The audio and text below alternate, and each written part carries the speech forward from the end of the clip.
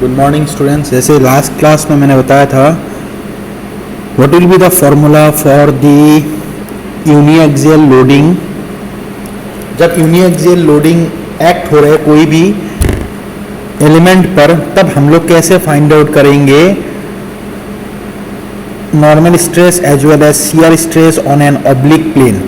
एक oblique plane दिया रहेगा, जो भी ऑब्लिक प्लेन है, जैसे यहाँ पे भी एक ऑब्लिक प्लेन है, ये ऑब्लिक प्लेन, यहाँ पे भी ये ऑब्लिक प्लेन है। ये ऑब्लिक प्लेन कितने डिग्री में ये इंक्लाइंड है, थीटा डिग्री में इंक्लाइंड, लेकिन किसके साथ, with respect to the vertical axis. So तब क्या है कि अगर यूनिएक्सियल लोडिंग लगा है तो हम लोग कैसे फाइंड आउट करेंगे normal stress as well as shear stresses.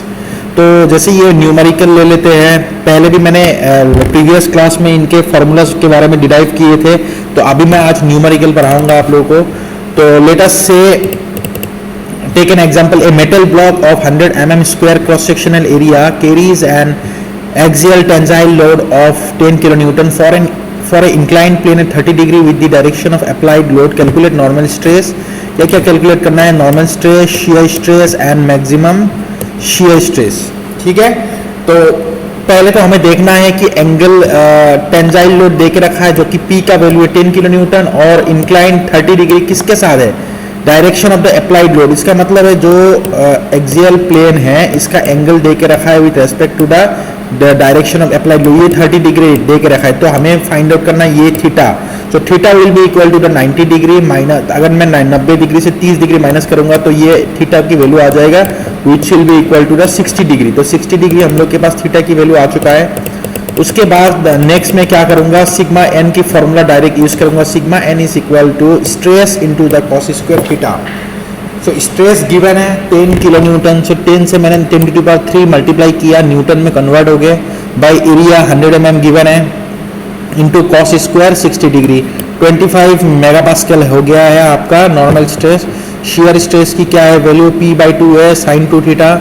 सो P का वैल्यू लिख लिया, 2 एरिया लिख लिया और साइन ऑफ 2 × 60 120 डिग्री, तो 43.3 MPa ये भी आपका शियर स्ट्रेस का वैल्यू आ चुका है। अब नॉर्मल स्ट्रेस, अब maximum shear stress find out करने के लिए जो साइन 2 थीटा की वैल्यू है उसकी वैल्यू 1 होना चाहिए, तो P/2a फॉर्मूला आ जाएगा। तो अगर P/2a आ गया तो इसका वैल्यू हो जाएगा आपका, डायरेक्ट वैल्यू सब्स्टिट्यूट करने के 10 × 10⁻³ / 2 × 100 करने के बाद इसका जो वैल्यू है वो आएगा 50 MPa। अगर मैं इसको डायग्रामेटिकली दिखाना चाहूँ तो ये हो गया आपका नॉर्मल स्ट्रेस, ये हो गया आपका शियर स्ट्रेस और ये एंगल हो गया जो कि आप लोगों का 60 डिग्री एंगल है, 60 डिग्री एंगल है। उसके बाद मैं नेक्स्ट न्यूमेरिकल आप लोगों को कराऊंगा। हालांकि मैंने कॉम्प्लीमेंट्री स्ट्रेसेस के बारे में भी उस दिन बताया था कि कॉम्प्लीमेंट्री स्ट्रेसेस क्या है।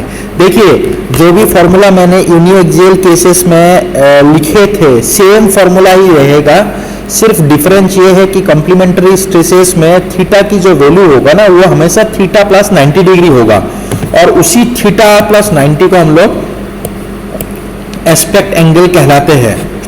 तो जो भी कॉम्प्लीमेंट्री स्ट्रेसेस, देखिए जो normal stresses and shear stresses है वो भी रहेगा, सिर्फ उनको हम लोग कॉम्प्लीमेंट्री स्ट्रेसेस कहलाएंगे when theta will be equal to theta plus 90। तो theta dash will be equal to theta plus 90 हो जाएगा और बाकी नॉर्मल स्ट्रेस को सिग्मा एन डैश कर देंगे, complementary normal stresses and complementary shear stresses को टाउ डैश कर देंगे। बस डिफरेंस यही है कि थीटा की वैल्यू 90 प्लस थीटा होना चाहिए बस। उसके बाद नेक्स्ट न्यूमेरिकल कर लेते हैं अभी। A prismatic bar of 500 mm square cross sectional area is axially loaded with tensile force given है 50 kN। अभी फाइंड आउट करना है all the stresses. All the stresses का मतलब है हमें फाइंड आउट करना है normal stresses, shear stresses as well as the complementary stresses.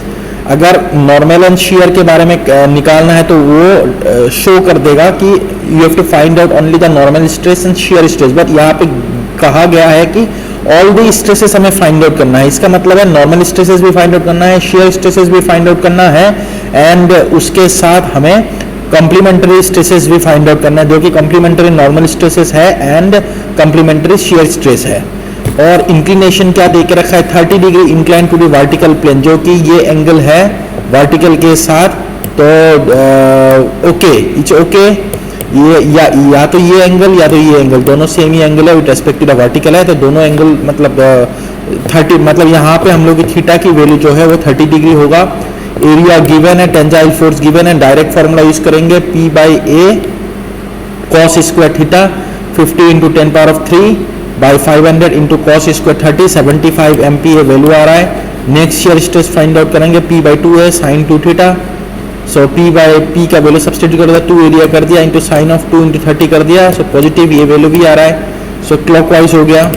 उसके बाद मैं कॉम्प्लीमेंट्री स्ट्रेसेस फाइंड आउट करूंगा, complementary stresses is equal to, उसमें बस एंगल का डिफरेंस होगा कि 90 प्लस थीटा हो जाएगी, सो 120 डिग्री एंगल हो गया, और बाकी फार्मूला सेम ही है। तो यहाँ पे cos 30 की जगह मैं cos 120 डिग्री कर दूंगा, सो 25 वैल्यू आ जाएगा। और सिमिलरली कॉम्प्लीमेंट्री शियर स्ट्रेसेस में P/2 है इंटू साइन 2 थीटा, सो 240 डिग्री हो जाएगा, और माइनस ऑफ 43 पर, माइनस का मतलब है negative means anti clockwise. Shear stress की वैल्यू जो है ना वो क्लॉकवाइज है एंटी क्लॉकवाइज, क्लॉकवाइज पॉजिटिव है, निगेटिव हो गया तो एंटी क्लॉकवाइज होगी। सो ये हो गया हम लोग की कॉम्प्लीमेंट्री स्ट्रेसेस के न्यूमेरिकल। नेक्स्ट अभी हम लोग बात करेंगे कि जैसे मैंने यूनिएक्सियल के बारे में बताया है, वैसे ही बाइएक्सियल केस भी हो सकता है, ट्राइएक्सियल केसेस भी होगा। बाइएक्सियल केसेस में क्या है कि पहले एक हम लोग एलिमेंट मान लेते हैं, एक एलिमेंट मान लेते हैं, ठीक है, ये हो गया एक एलिमेंट, एक एलिमेंट है जिसमें बाइएक्सियल लोडिंग है। क्या क्या बाइएक्सियल लोडिंग है, सिग्मा x है, सिग्मा y है, दो लोड है।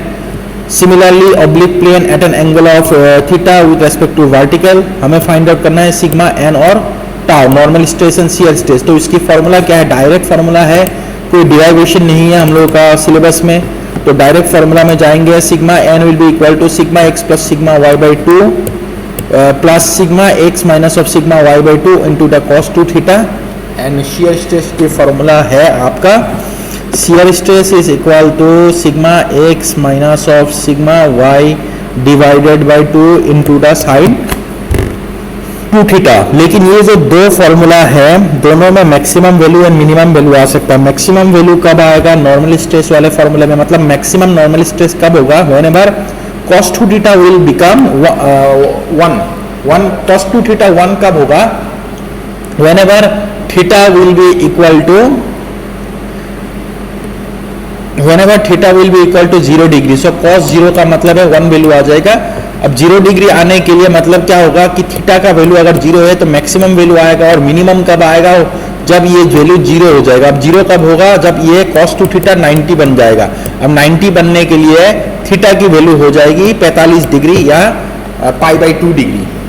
सो maximum and minimum value, maximum और मिनिमम वैल्यू जो है नॉर्मल स्ट्रेसेस का, it will lie between whenever theta will be equal to 0 degree and theta will be equal to 45 degree. 0 से 45 के बीच में ये मैक्सिमम एंड मिनिमम वैल्यू होगा। और कॉम्प्लीमेंट्री के लिए मैंने जैसे बताया था एस्पेक्ट एंगल का वैल्यू थीटा प्लस 90 होगा। अब शियर स्ट्रेस की वैल्यू फाइंड आउट करता हूँ मैं। शियर स्ट्रेस की वैल्यू मैक्सिमम कब होगा, शियर स्ट्रेस की वैल्यू मैक्सिमम होगा जब साइन ऑफ 2 थीटा की वैल्यू 1 हो जाएगी। इसका मतलब है ये 90 डिग्री होना चाहिए। अब ये 90 डिग्री होने के लिए थीटा की वैल्यू कितना होगा, थीटा की वैल्यू 45 डिग्री होना चाहिए। इसका मतलब है जब थीटा 45 हो जाएगी साइन 90 हो जाएगा। ये अगर साइन 90 हो गए तो 1 हो जाएगी। इसका मतलब है जो शियर स्ट्रेस है या जो टेंजेंशियल स्ट्रेस है उसका आंसर पॉजिटिव हो जाए, मतलब उसका आंसर जो है मैक्सिमम हो जाएगा। तो इस तरीके से मुझे नॉर्मल स्ट्रेसेस फाइंड आउट करना है, maximum and minimum value as well as shear और टेंजेंशियल स्ट्रेसेस का maximum and minimum value find out करना है।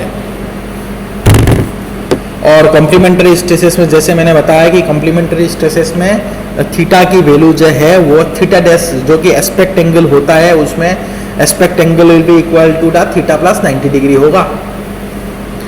उसके बाद में नेक्स्ट क्लास में आप लोगों को जो बाइएक्सियल केस है उसके ऊपर मैं न्यूमेरिकल्स कराऊंगा।